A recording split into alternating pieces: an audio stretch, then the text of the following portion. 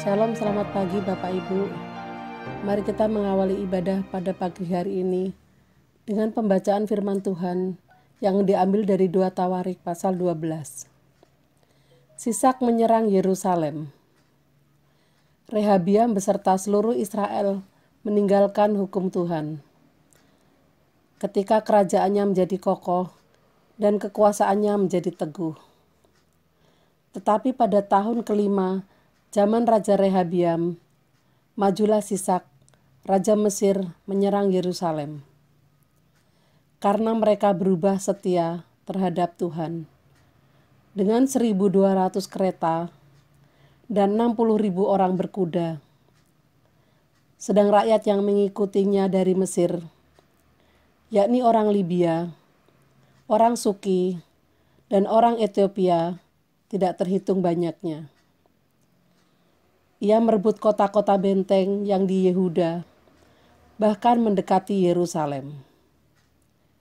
Nabi Semaya datang kepada Rehabiam dan pemimpin-pemimpin Yehuda yang berkumpul di Yerusalem, berhubung dengan ancaman Sisak, dan berkata kepada mereka, "Beginilah firman Tuhan, kamu telah meninggalkan aku, oleh sebab itu, aku pun meninggalkan kamu juga dalam kuasa Sisak." Maka pemimpin-pemimpin Israel dan raja merendahkan diri dan berkata, "Tuhanlah yang benar." Ketika Tuhan melihat bahwa mereka merendahkan diri, datanglah firman Tuhan kepada Semaya bunyinya, "Mereka telah merendahkan diri, oleh sebab itu aku tidak akan memusnahkan mereka. Aku segera akan meluputkan mereka, dan kehangatan murkaku tidak akan dicurahkan atas Yerusalem dengan perantaraan Sisak. Tetapi mereka akan menjadi hamba-hambanya, supaya mereka tahu membedakan antara mengabdi kepadaku dan mengabdi kepada kerajaan-kerajaan duniawi." Maka majulah Sisak, Raja Mesir itu, menyerang Yerusalem. Ia merampas barang-barang perbendaharaan rumah Tuhan dan barang-barang perbendaharaan rumah raja.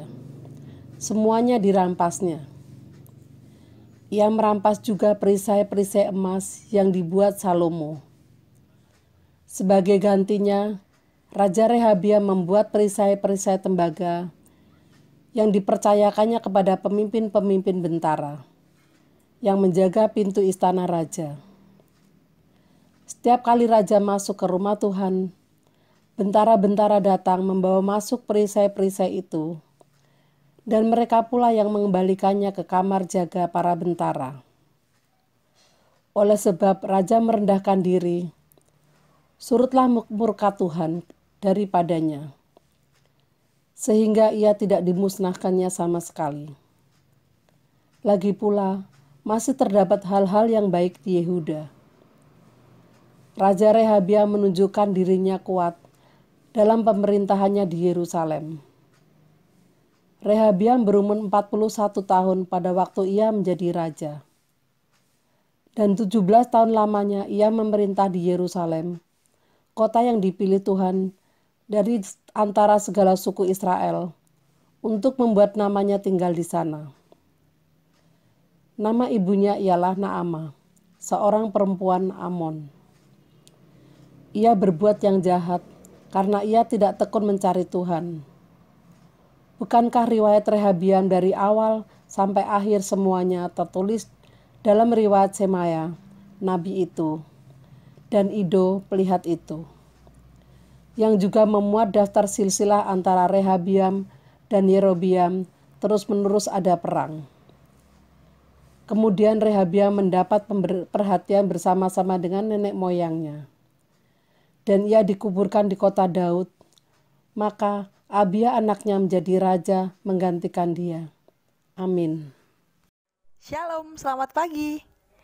Puji nama Tuhan, kita bisa kembali berkumpul bersama di ibadah online hari ini ya. Saya percaya semua jemaat JKI UCC pasti sehat-sehat aja ya. Amin. Mari Saya mau ajak Bapak Ibu saudara-saudari semua untuk memejamkan mata karena kita mau berdoa. Ya, mari. Selamat pagi Tuhan. Pagi ini kami semua berkumpul untuk mengikuti ibadah-Mu Tuhan. Kami bersyukur Tuhan atas penyertaan-Mu selama ini terhadap hidup kami. Terima kasih Tuhan untuk kesehatan dan perlindungan yang telah Kau beri untuk kami juga. Sekarang kami akan memuji, menyembah Engkau Tuhan. Walaupun kami tidak bisa berkumpul di satu tempat, tapi kami percaya penyertaan-Mu ada di antara kami, dimanapun kami berada. Kami pun percaya Engkau hadir di ibadah online kami ini Tuhan. Terima kasih Tuhan, terima kasih Yesus. Kami siap mengikuti jalannya ibadah pada pagi hari ini. Di dalam nama-Mu kami sudah berdoa. Haleluya. Amin.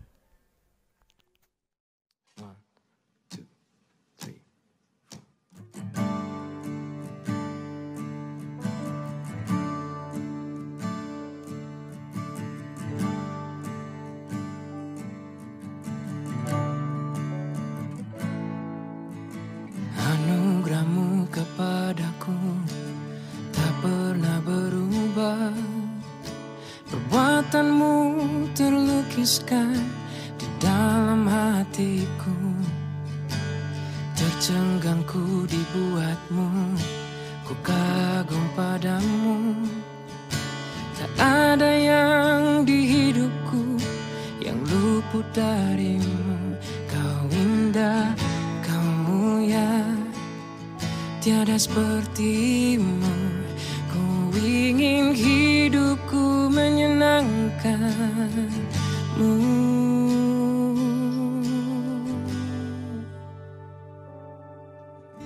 Kau terawal dan terakhir, cipta segalanya. Suruh bintang pun bersinar oleh ucapan-Mu. Engkau pun mengasihiku, menulis hidupku. Tak henti segenap nafasku, menyembah-Mu selalu. Ku puji, ku sembah, tiada seperti-Mu.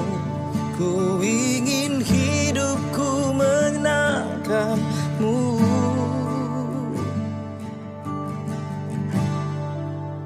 Segala puji, segala hormat, segenap hatiku menyembah-Mu.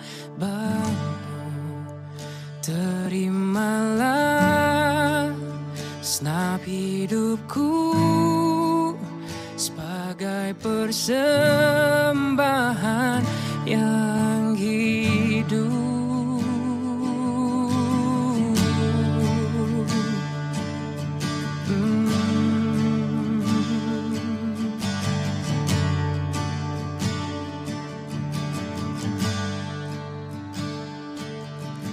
Anugerah-Mu kepadaku tak pernah berubah. Perbuatan-Mu terlukiskan di dalam hatiku. Tercenggang ku dibuat-Mu, ku kagum padamu. Tak ada yang di hidupku yang luput dari-Mu. Kau indah, Kau mulia, tiada seperti-Mu. Ku ingin hidupku menyenangkan-Mu. Segala puji, segala hormat, segenap hatiku menyembah-Mu. Terimalah segenap hidupku sebagai persembahan yang hidup. Segala puji, segala hormat, segenap hatiku menyembah-Mu. Terimalah segenap hidupku sebagai persembahan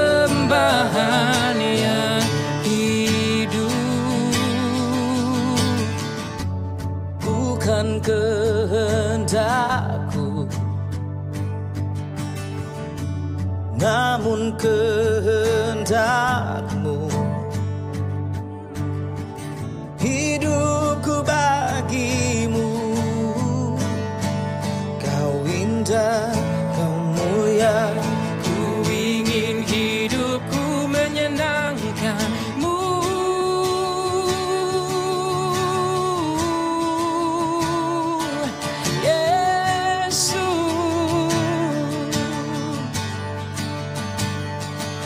Terima kasih Tuhan.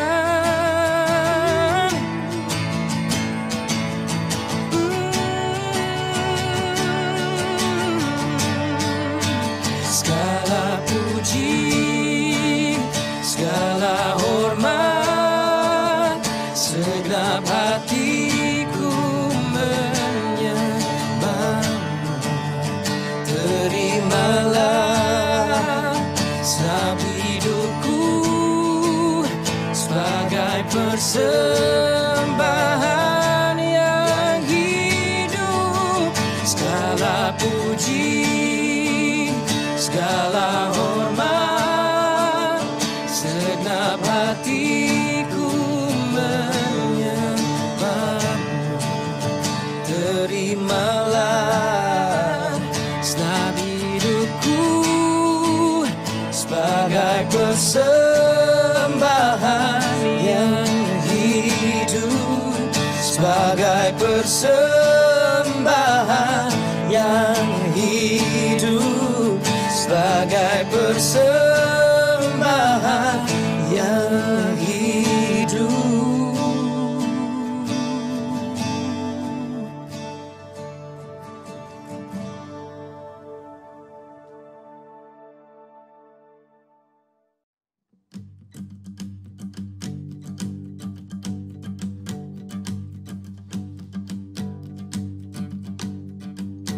Ajarku berdiam dekat di hati-Mu. Di saat ku berpaling, temukan cinta-Mu. Di sana Kau menanti untuk bawaku lagi bersekutu dalam damai yang sejati. Oh, ku damba hadir-Mu. Oh, inilah rinduku.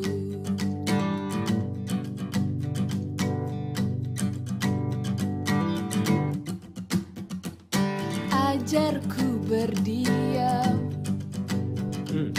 dekat di hati-Mu. Di saat ku berpaling, temukan cinta-Mu. Di sana Kau menanti untuk bawaku lagi bersekutu dalam damai yang sejati. Oh, ku damba hadir-Mu. Oh, inilah rinduku. Hidupku hanyalah untuk-Mu. Segenap hatiku kagum akan kebaikan-Mu, dan nafasku menceritakan kasih-Mu. Ajarku berdiam dekat di hati-Mu. Hidupku hanyalah untuk-Mu. Segenap hatiku selalu akan kebaikanmu. Dan nafasku menceritakan kasih-Mu. Ajarku berdiam dekat di hati-Mu. Ajarku berdiam dekat di hati-Mu. Oh, ajarku berdiam dekat di hati-Mu.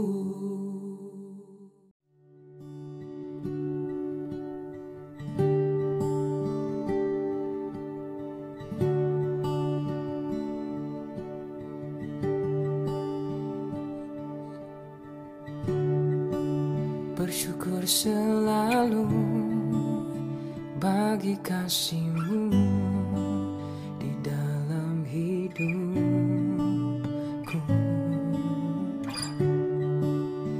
Takkan ku ragu atas rencana-Mu untuk masa depanku. Sebagai Bapa yang baik, takkan pernah Kau melupakanku. Sebagai Bapa yang sangat baik, takkan pernah Kau meninggalkanku. Ku kan menari dan bersuka karena-Mu, Yesusku, dan ku kan minum air-Mu bagai rusa rindu. Selalu ku hidup dalam-Mu dan hidup-Mu di dalamku. Oh Yesusku, Kau sangat ku cinta.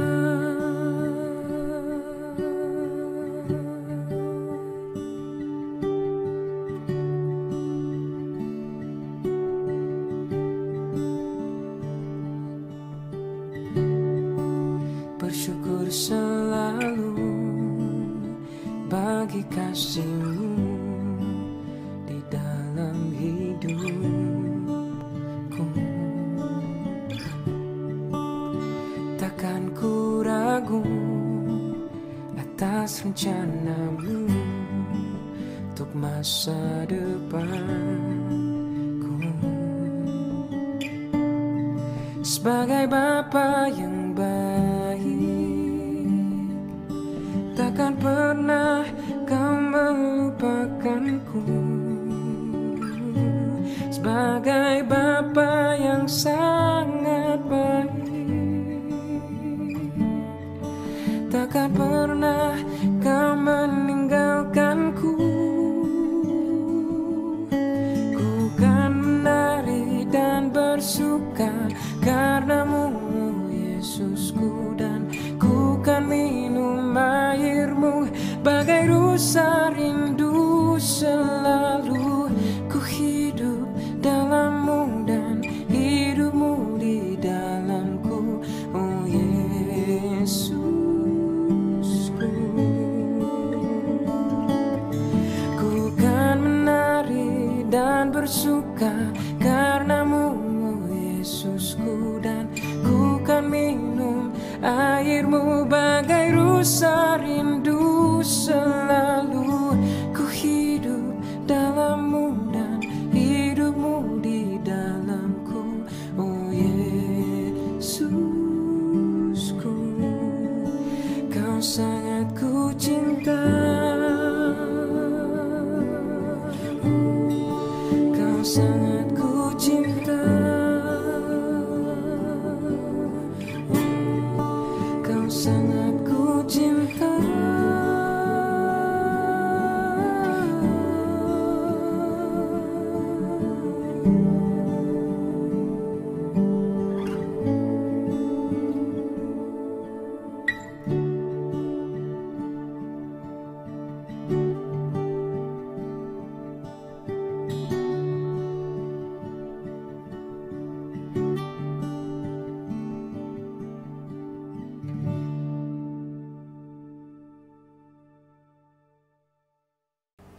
Shalom, Bapak Ibu yang dikasihi Tuhan. Selamat bertemu lagi. Hari ini kita bisa bersama bertemu di dalam kasih karunia Tuhan. Kita akan bersama-sama menikmati firman-Nya dengan penuh sukacita. Dan sebelum kita bersama-sama menerima firman-Nya, kita datang kepada Tuhan di dalam doa. Bapa, di dalam nama Tuhan Yesus, kami datang kepadamu mengucap syukur dan berterima kasih untuk hari ini, di mana hari pemberian Tuhan, kami menikmati sukacita yang luar biasa. Terima kasih untuk kekuatan kesehatan yang masih Tuhan berikan di dalam hidup kami. Terima kasih untuk umur panjang yang Tuhan masih berikan kepada kami semuanya. Hingga saat ini kami dapat bertemu, dapat bertatap muka dengan semua saudara-saudara kami. Terima kasih ya Tuhan untuk semua pengalaman hidup yang membawa kami semakin dekat, erat dan melekat dengan Tuhan. Hari ini kami siapkan hati kami kembali untuk menerima kebenaran firman Tuhan. Biarlah Roh Kudus mengurapi kami semuanya, hingga kami boleh bersama-sama mengerti akan maksud rencana Tuhan dalam hidup kami sebagai orang percaya, sebagai orang Kristen, agar kami dapat melakukan yang terbaik untuk kemuliaan nama Tuhan. Urapi hamba-Mu dan urapi semua umat-Mu. Di dalam nama Tuhan Yesus Kristus kami sudah berdoa. Haleluya. Amin. Bapak, Ibu, dan saudaraku yang dikasihi Tuhan, kita akan bersama-sama menerima kebenaran firman Tuhan yang terambil dari Injil Lukas pasal 10 ayat 31 sampai 33. Jawab Yesus, adalah seorang yang turun dari Yerusalem ke Yeriko. Ia jatuh ke tangan penyamun-penyamun yang bukan saja merampoknya habis-habisan, tetapi juga memukulnya, dan yang sesudah itu pergi meninggalkannya setengah mati. Kebetulan ada seorang imam turun melalui jalan itu. Ia melihat orang itu, tetapi ia melewatinya dari seberang jalan. Demikian juga seorang Lewi datang ke tempat itu. Ketika ia melihat orang itu, ia melewatinya dari seberang jalan. Lalu datang seorang Samaria yang sedang dalam perjalanan ke tempat itu. Dan ketika ia melihat orang itu, tergeraklah hatinya oleh belas kasihan. Amin.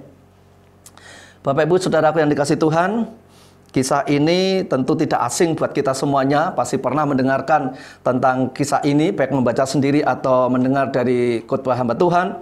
Namun hari ini saya ingin mengajak bersama-sama untuk kita melihat ada sesuatu yang saya mendapatkan Tuhan sedang bukakan. Ada hal yang indah untuk kita bisa mengerti. Apa yang disampaikan oleh Tuhan Yesus di awal ayat 30, jawab Yesus. Yesus menjawab apa? Kalau kita baca di ayat sebelumnya, rupa-rupanya ada orang-orang ahli Taurat yang sedang bertanya kepada Tuhan Yesus. Dan bertanyanya bukan sekedar bertanya, tetapi dia mencoba untuk mencobai. Mereka memang sengaja mencobai Yesus dengan satu pertanyaan, siapakah sesamaku manusia? Nah, ketika dia bertanya sama manusia, maka Yesus menjawab seperti ini yang kita baca tadi. Sebelum Yesus menjawab tentang ini, pertanyaan tadi sebenarnya itu menjebak. Tetapi Yesus yang penuh hikmat tidak bisa dijebak dengan pertanyaan orang. Nah, mari kita lihat bersama-sama untuk kita bisa bersama belajar siapa sesama kita. Karena seringkali banyak orang mengkotak-kotakkan diri, memisah-misahkan diri, menggolong-golongkan diri. Tapi mari kita lihat apa yang diajarkan oleh Tuhan Yesus. Ya, ayat 30 tadi dikatakan adalah seorang yang turun dari Yerusalem ke Yeriko. Perhatikan, ada tempat yang disebutkan, Yerusalem dan Yeriko. Dikatakan ada orang yang turun dari Yerusalem ke Yeriko. Itu berarti Yerusalem posisinya lebih tinggi, Yeriko posisinya lebih rendah. Dari Yerusalem ke Yeriko. Mungkin kalau dibalik, orang Tuhan Yesus akan mengatakan ada orang dalam perjalanan dari Yeriko naik ke Yerusalem. Tapi ini menarik sekali, ada kata menurun.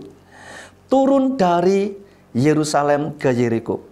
berbicara tentang keadaan kondisi seseorang.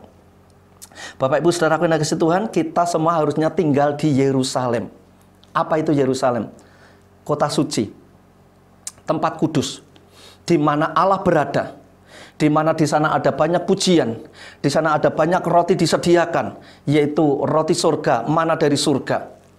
Dan disitulah berbicara tentang kehidupan persekutuan umat Tuhan bersama Allah. Tetapi di sini tadi dikatakan orang itu meninggalkan Yerusalem dan menuju ke Yeriko. Ada satu peringatan buat kita semuanya. Kalau engkau sudah tinggal di Yerusalem, jangan coba-coba tinggalkan Yerusalem dan menuju ke Yeriko. Ada apa?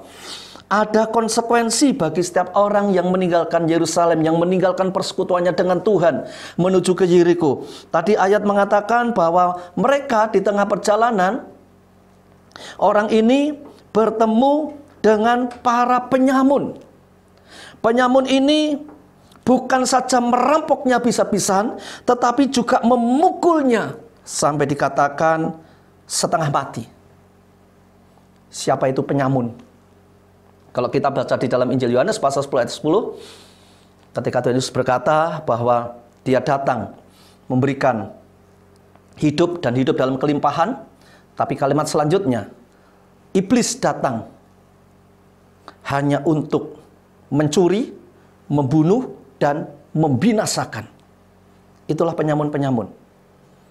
Jangan sekali-kali kita tinggalkan Tuhan, karena penyamun di luar ada banyak sekali siap mengancam. Ingat apa yang dikatakan oleh Petrus. Dia berkata bahwa kita harus berjaga-jaga, kita harus waspada. Karena musuh kita, lawan kita, itu seperti singa yang mengaum-ngaum, yang berjalan keliling tiap hari, dan siap mencari orang yang dapat ditelannya. Yang dicari hanya orang yang dapat ditelannya, yaitu mereka yang meninggalkan Yerusalem menuju ke Yeriko. Nah, Bapak Ibu Saudaraku yang kasih Tuhan, lalu kita akan mulai masuk pelajaran yang sesungguhnya tentang siapa sesama kita. Tuhan Yesus mengatakan, ayat selanjutnya, kebetulan ada seorang imam turun melalui jalan itu, ia melihat orang itu, tetapi ia melewatinya dari seberang jalan. Ketika ada imam datang, dia berjalan melalui orang itu dan dia melihat, tetapi tidak melakukan apa-apa. Dia hanya melewatinya saja dari seberang jalan. Bapak Ibu Saudara yang dikasih Tuhan, tidak lama kemudian ada orang yang lain, yaitu Lewi. Orang Lewi itu datang dan lewat di situ, tidak ada sedikit pun punya rasa belas kasih. Apa yang dia lakukan? Dia tidak melakukan apa-apa. Dia juga menyimpang dari jalan itu dan meninggalkan begitu saja. Tetapi yang ketiga, ada orang Samaria yang juga ada dalam perjalanan ke tempat itu. Dan Alkitab mengatakan, ketika orang Samaria ini melihat orang itu, tergeraklah hatinya oleh belas kasihan. Nah, mari kita lihat satu persatu. Yang pertama tadi ada imam. Yang kedua ada Lewi. Dan yang ketiga ada orang Samaria. Bapak Ibu Saudara dikasih Tuhan, seringkali kita mendengarkan yang dipaparkan oleh banyak orang. Dari cerita ini hanya disimpulkan, mari kita belajar dari orang yang ketiga, yaitu orang Samaria yang baik hati. Jangan seperti orang pertama, jangan seperti orang kedua. Tapi hari ini ada sesuatu yang Tuhan bukakan untuk kita semuanya. Tadi dikatakan ada seorang imam turun melalui jalan itu. Saudara dikasih Tuhan, bukan kebetulan. Kalau Tuhan Yesus memberikan perumpamaan ini, yang disebut adalah imam. Pertanyaannya, siapa imam yang dimaksud Tuhan? Apakah hanya sekedar orang lewat saja begitu? Mari kita akan lihat. Bapak Ibu Saudara, engkau yang masih punya Alkitab buku, ya, silahkan dibuka di halaman belakang, itu ada kamus.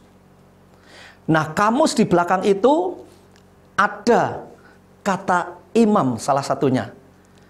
Dan saya akan bacakan, Imam menurut kamus di Alkitab di bagian belakang itu adalah suatu jabatan dalam umat Israel yang penting peranannya.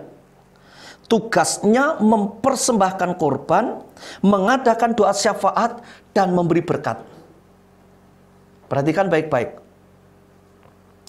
Imam adalah suatu jabatan dalam umat Israel yang penting peranannya. Tugasnya mempersembahkan korban, mengadakan doa syafaat, dan memberi berkat. Pertanyaan lagi buat kita semuanya. Kalau disebutkan bahwa dia punya peranan penting dalam kehidupan umat Israel, dan dia punya tugas yang begitu hebat dan luar biasa.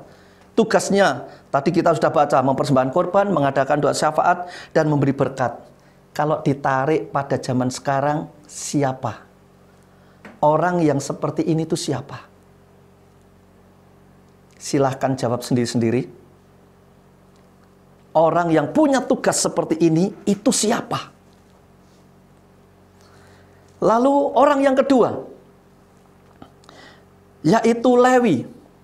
Kita juga coba untuk lihat di kamus. Silahkan dibuka lagi kamusnya.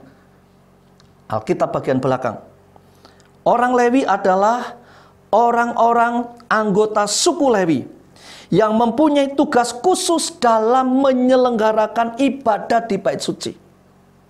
Orang Lewi adalah orang-orang yang punya tugas khusus untuk menyelenggarakan ibadah.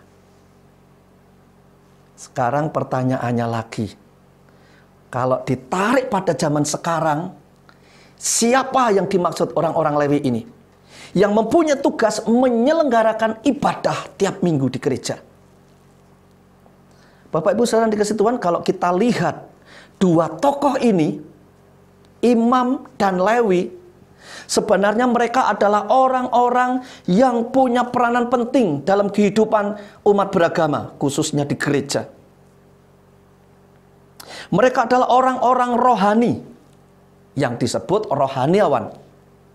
Mereka orang-orang yang terlibat dalam pelayanan. Tapi sayang, ketika mereka ada di luar, fungsinya tidak ada sama sekali. Rupa-rupanya mereka hanya mengutamakan fungsinya ketika ada di dalam gereja. Dan berapa banyak saya mendengar keluhan-keluhan dari beberapa orang. Ada orang tua yang mengeluhkan, Pak, anak saya itu sudah terlibat main musik, anak saya itu sudah terlibat mimpin pujian, anak saya terlibat untuk jadi singer. Tapi kalau di rumah, nggak tahu hormat sama orang tua, nggak tahu bekerja untuk membantu orang tua di rumah, atau bahkan di sekolah, di kampus, hidupnya nggak sesuai sebagai seorang pelayan. Ada lagi yang mengatakan, Pak, suami saya di gereja sudah begini, sudah begini, sudah begitu, tapi kalau di rumah, Pak, perlakuannya kepada kami, kepada istri, kepada anak-anak, yang lain lagi berkata, istri saya itu pemimpin paduan suara, Pak. Tapi kalau di rumah, Pak, sama suami berani, sama anak-anak, apalagi. Dan yang lebih ngeri lagi, saudaraku, kalau mereka sudah punya predikat hamba Tuhan, tapi ternyata mereka juga hanya berfungsi ada di gereja. Di rumah tidak pernah berfungsi sama sekali. Di jalan juga tidak berfungsi. Jadi jabatannya itu hanya berfungsi ketika dia menjalankan tugas di gereja. Kalau seperti yang kita baca tadi, imam hanya bertugas di bait suci. Dalam kehidupan umat Israel, mereka penting sekali peranannya. Tapi sayang, di luar tidak ada actionnya sama sekali. Bapak Ibu saudara dikasih Tuhan, sebenarnya dalam hati saya, ketika saya menyampaikan seperti ini, ada hal yang bertentangan. Dalam arti bertentangan, saya sendiri juga hamba Tuhan. Tetapi saya heran kenapa Tuhan Yesus tadi mengatakan bahwa orang yang pertama lewat itu imam, orang yang kedua lewat itu Lewi. Kenapa dia tidak mengatakan yang pertama lewat itu ahli Taurat? Mengapa dia tidak mengatakan orang yang kedua itu yang lewat adalah orang-orang Farisi? Tapi yang dikatakan oleh Tuhan Yesus yang lewat adalah imam yang pertama, yang kedua itu Lewi.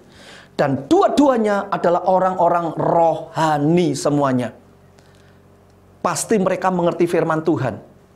Pasti mereka tahu firman Tuhan. Tapi sayang, firman Tuhan hanya sebatas pengetahuan. Mereka bukan pelaku firman Tuhan. Mereka tidak melakukan firman Tuhan, mereka tidak mengerjakan firman Tuhan dalam hidup mereka. Bapak Ibu saudara dikasih Tuhan, menarik sekali. Justru orang yang ketiga yang diceritakan oleh Tuhan Yesus itu orang Samaria. Sebenarnya siapa orang Samaria itu? Saya akan bacakan di dalam Yohanes 4 ayat yang ke-9c, berarti 9 bagian akhir. Di sana dikatakan, sebab orang Yahudi tidak bergaul dengan orang Samaria. Itu kisah ketika Tuhan Yesus bertemu dengan perempuan Samaria di tepi sumur. Ketika itu siang terik, perempuan tadi hendak mengambil air. Lalu Tuhan Yesus minta air kepada dia, dan terjadilah dialog yang begitu luar biasa. Dan ketika Tuhan Yesus berkata, berilah aku minum, berilah aku air. Dan perempuan tadi menjawab, mosok kamu orang Yahudi minta kepadaku, orang Samaria? Lalu ada keterangan, sebab orang Yahudi tidak bergaul dengan orang Samaria. Rupa-rupanya orang Yahudi tidak mau bergaul dengan orang Samaria.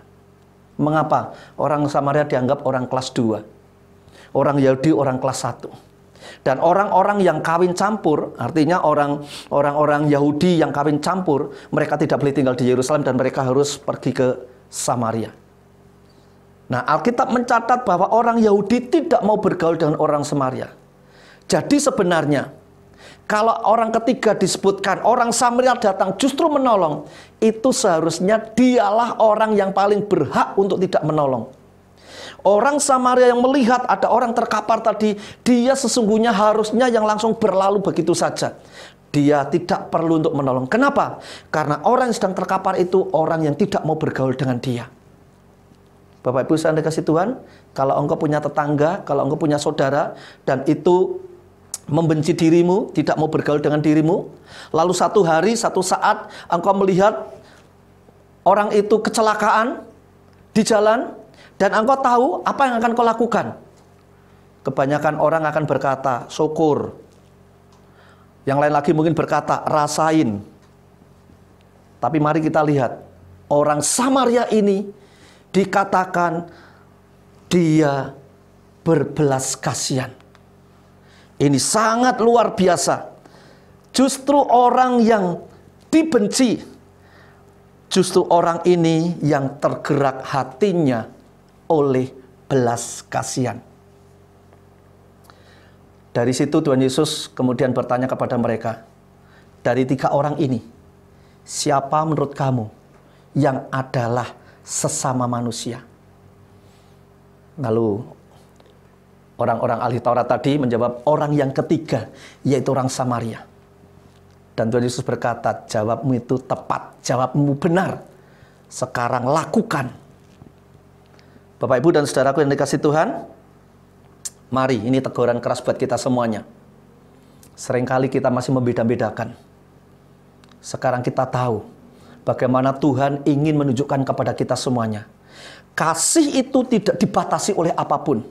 Tidak dibatasi oleh golongan, tidak dibatasi oleh agama, tidak dibatasi oleh suku. Tidak ada satupun yang bisa membatasi kasih. Karena kasih Allah itu diberikan kepada semua manusia di dunia ini. Itu sebabnya kita juga harus memberikan kasih kita kepada siapapun, kepada setiap orang. Supaya apa? Supaya orang dapat melihat kasih Kristus melalui hidup kita. Dan ini saat yang tepat. Kenapa saya katakan saat yang tepat? Pada saat-saat masih musim pandemi ini, pandemi COVID-19. Saya bersyukur kepada Tuhan. Ada banyak orang tergerak hatinya oleh belas kasihan untuk membantu orang lain. Satu dengan yang lain semuanya saling melakukan. memberikan bantuan kepada orang lain. Bahkan hamba-hamba Tuhan juga banyak yang bertindak. Banyak pendeta, banyak gembala juga bertindak. Ini kabar baik buat kita semuanya. Ini saatnya kita bergerak. Jangan lagi seperti yang diceritakan oleh Tuhan Yesus tadi. Ada imam lewat, cuek saja, nggak menolong. Ada Lewi lewat, juga cuek saja, tidak menolong. Tapi hari-hari ini saya bersyukur kepada Tuhan. Ada banyak orang yang sudah tergerak hatinya oleh belas kasihan. Dengan memberikan pertolongan, dengan memberikan bantuan kepada orang lain. Satu ayat buat kita semuanya sebelum saya akhiri. Yakobus pasal 4 ayat 17 berkata demikian. Jadi jika seorang tahu bagaimana ia harus berbuat baik, tetapi ia tidak melakukannya, ia berdosa. Hati-hati dengan ayat ini. Ada banyak orang berkata, yang penting kan saya tidak berbuat jahat, Pak. Yang penting kan saya tidak memukul orang. Yang penting kan saya tidak merampok, Pak. Oke, itu memang baik. Tapi kalau engkau tidak melakukan sesuatu yang baik kepada orang lain, padahal engkau bisa melakukannya, Alkitab mengatakan engkau berdosa. Jadi mulai hari ini, mari, kalau engkau melihat, engkau tahu ada sesuatu yang bisa kau kerjakan, dan itu berbuat baik, lakukan. Supaya nama Tuhan dipermuliakan. Sebab kalau engkau tidak melakukan, engkau berdosa. Amin. Tuhan Yesus memberkati. Mari kita bersama-sama datang pada Tuhan di dalam doa. Kami bersyukur, kami berterima kasih untuk firman-Mu Tuhan. Apa yang sudah kami tangkap, kami terima pada saat ini, biarlah itu termeterai dalam hati kami semuanya. Menjadi rema, dan setiap kami melakukan dalam kehidupan kami. Ampuni kalau selama ini kami masih bersikap seperti imam, seperti Lewi. Terlebih Tuhan, ampuni kami yang sudah disebut para hamba Tuhan, tetapi tidak memiliki belas kasihan, sama seperti imam yang diceritakan oleh Tuhan Yesus. Dan juga ampuni anak-anak-Mu yang sudah terlibat dalam pelayanan, masuk dalam kaum Lewi, tetapi juga tidak melakukan bagiannya ketika ada di luar. Yang selama ini yang diketahui hanya bertugas ketika ada di gereja. Tetapi hari ini kami mendapatkan pengertian, pemahaman dari firman Tuhan untuk kami dapat mengerjakan, melakukan bagian kami bukan hanya di dalam gereja, tetapi ketika kami ada di luar. Ketika melihat ada orang-orang membutuhkan, ketika ada orang-orang yang membutuhkan pertolongan, maka di situ kami bisa bergerak, kami bisa bertindak untuk melakukan bantuan, mengerjakan sesuatu. Dan di situ nama Tuhan dipermuliakan. Terima kasih Bapa, kami sudah diingatkan. Jika kami bisa berbuat baik, tetapi kami tidak melakukannya, maka firman Tuhan berkata, kami berdosa. Terima kasih Tuhan. Biarlah segala puji, hormat, syukur, serta kemuliaan hanya bagimu Bapa, di dalam nama Tuhan Yesus Kristus. Haleluya. Amin. Tuhan Yesus memberkati. Shalom.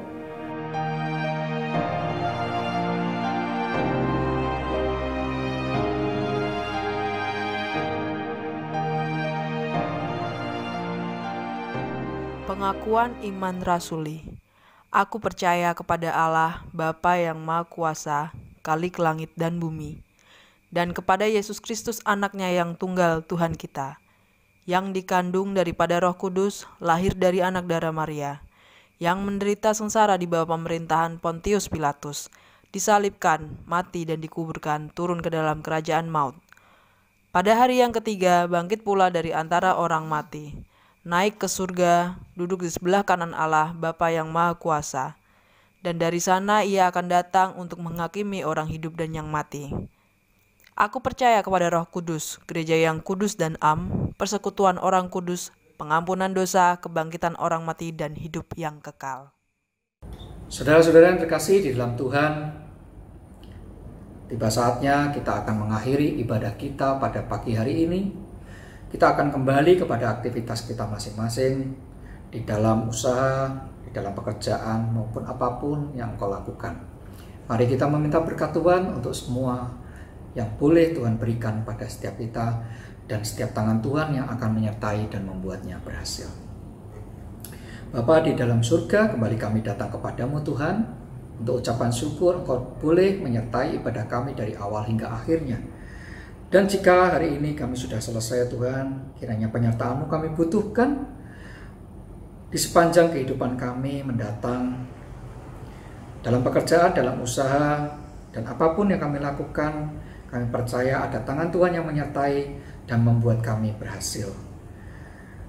Lindungi setiap kami Tuhan, jauhkan segala sakit penyakit, jauhkan wabah ini dari setiap kami. Kami percaya Tuhan menutup bungkus kami dengan darah-Nya, menutup bungkus dengan kami dengan kuasa-Nya, sehingga tidak ada satupun di antara kami yang akan terkena penyakit wabah ini.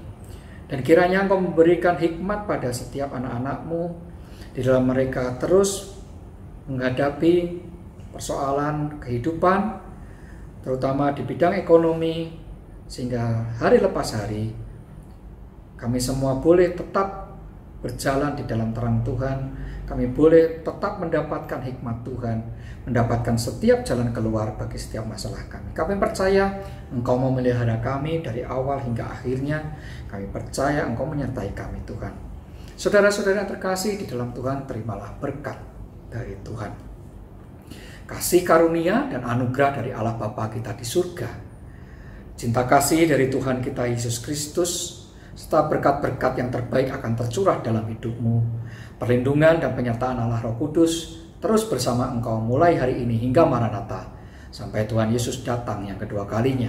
Hanya di dalam dan demi nama Tuhan Yesus Kristus, engkau yang diberkati, mari kita sama-sama katakan, amin.